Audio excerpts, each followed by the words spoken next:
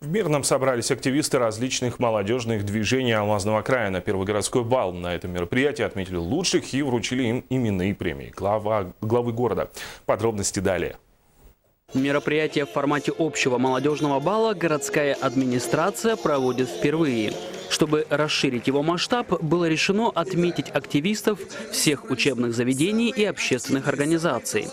В уходящем году молодое поколение проявило особую активность. Достигнуты новые высоты в спорте, культуре, образовании. Кроме того, мы вместе с вами провели множество городских мероприятий. Число награждаемых было большое, и это неудивительно. В этом году Алмазный край отмечал целую череду юбилеев, и помощь активистов молодежных организаций была крайне необходима. Отметить заслуги участников вечера организаторы решили креативно, заказав позолоченные кипятильники с надписью «За кипучую деятельность». Вот это была неожиданность, мне очень приятно получать и участвовать, и вообще это вторая уже награда за эту неделю. Это вообще вдвойне приятно.